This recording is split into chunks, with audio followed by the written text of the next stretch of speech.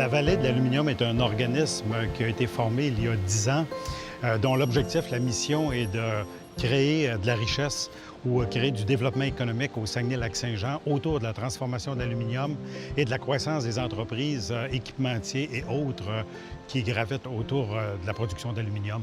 La région du Saguenay-Lac-Saint-Jean a plus de 100 ans d'historique au niveau de l'aluminium, mais concentré en grande partie sur la production d'aluminium primaire. Lorsque le constat a été fait au début des années 80 qu'il y aurait une décroissance importante du nombre d'emplois dans la région, il y a un comité qui a été formé, un comité sur lequel on a eu la chance d'avoir un représentant des travailleurs, Jean-Marc Revier, au tout début des activités. Jean-Marc s'est investi comme personne, puis également comme représentant là, des travailleurs. On voyait la transformation qui a été faite dans les pièces d'auto, dans l'aérospatiale, mais c'était tout fait aux États-Unis, un peu en Ontario.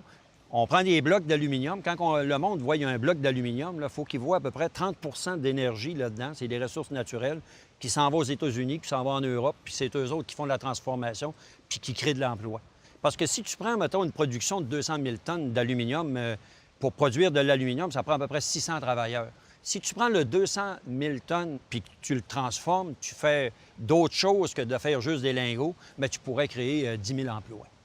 Puis au niveau de la région, là, tu sais, quand on veut faire le décompte, c'est 1 million de tonnes, c'est 3 millions de tonnes à grandeur du Québec. On transforme très, très peu. C'est ça qu'on disait au gouvernement du Québec, exiger qu'il y ait de la transformation. À partir du moment où on est allé sur la place publique, le rapport de force, on l'a fait par le biais de nos assemblées.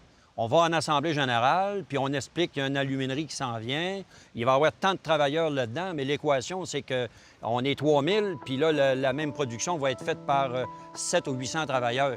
Les travailleurs, à partir du moment où ils te donnent ce mandat-là, bien, ton rapport de force te permet d'aller sur la place publique puis de te servir de médias interposés, la TV, la radio, puis les conseils municipaux, puis partout, puis partout.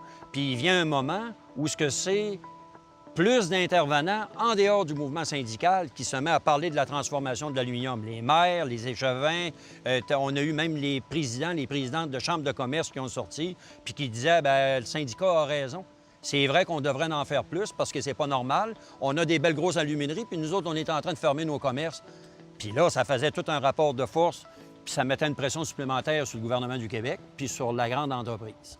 Au niveau de la FTQ, il faut se servir de la politique. On ne fait pas de politique, mais il faut s'en servir. Puis à cette époque-là, le député, une drôle de coïncidence, c'était le premier ministre du Québec, c'était Lucien Bouchard. Il disait tout le temps que son gouvernement, c'était pas un gouvernement dirigiste. Il ne pouvait pas obliger une entreprise à faire de la transformation de l'aluminium s'il ne voulait pas.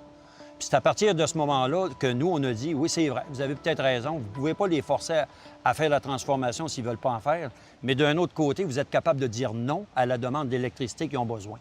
C'est là qu'il y a eu une rencontre. Il m'a fait venir à son bureau, puis il m'a demandé si je voulais travailler à un comité. À l'époque, on avait appelé ça Transforme Action. C'était à l'unanimité. Les gens ils ont dit oui, embarque sur ce comité-là.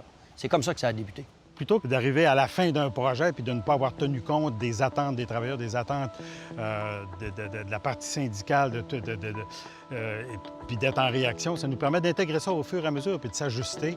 Il arrive des phases, des moments difficiles, puis très souvent, le représentant des travailleurs, c'est celui qui nous permet de débloquer un élément qui nous permet de faire atterrir un projet. La manière dont on procède, c'est qu'on a d'abord un conseil d'administration qui est très impliqué, où on a des représentants des différentes parties civiles. On a des représentants de centres de recherche, des grandes entreprises, des industriels, représentants des travailleurs, qui se réunissent une fois par mois pour faire le suivi des dossiers. On a une petite équipe de gens permanents qui, eux, gravitent autour du défi de bâtir un pipeline de projets. Il y a actuellement une centaine de projets qui sont sous analyse. Ces projets-là sont tamisés en fonction d'une série de critères ou de facteurs de succès. Lorsqu'un projet n'est pas rentable parce que la couverte est tirée trop fort du côté des travailleurs, bien, le projet ne durera pas, l'entreprise ne durera pas, les emplois vont disparaître. Si c'est l'inverse, si on cherche à avoir un profit abusif au détriment des travailleurs, les problèmes de qualité, tous les problèmes de production vont survenir, ce ne sera pas mieux. Donc, le défi, c'est de trouver des projets bien équilibrés où tous les partenaires peuvent amener leur contribution. Puis le fait que les travailleurs soient sensibilisés à la dimension économique des projets, c'est très important parce que ça leur permet d'amener leur contribution, puis à être capable de faire face à la compétition qui n'est pas locale, mais qui est vraiment une compétition internationale. Donc, il faut qu'on soit capable, ensemble, de bâtir des projets qui soient imbattables. Ça paraît beau aujourd'hui. On entend parler parce que la Société de la vallée de l'aluminium a été mise en place. Mais il a fallu se chicaner puis s'imposer. Le monde syndical, là, si on ne s'impose pas dans ces places-là, il n'y a pas personne qui va nous inviter. On dirait, il n'y a pas grand patron encore au Québec qui vont être bien contents de prendre un représentant syndical puis de l'amener alentour de sa table. Il n'y en a pas beaucoup de ça. Mais quand tu es alentour de la table, puis que tu réussis à faire avancer des affaires, puis que là, ça fait leur affaire, bien là, ils peuvent peut-être te vanter ou dire « Hey, c'est intéressant ». Mais le monde syndical, les travailleurs alentour de ces tables-là, moi, je dis que c'est indissociable. Il faut que les travailleurs soient là. Aujourd'hui, il y a environ 1800 personnes qui travaillent en transformation de l'aluminium, alors qu'il y en avait à peu près pas, si on recule il y a une vingtaine d'années. Cette activité-là a à peu près compensé les pertes d'emplois reliées à la production d'aluminium primaire. C'est une mobilisation qui a été faite sur plusieurs années, puis on est rendu encore en 2015, puis on a encore des représentants de syndicats qui font la même affaire.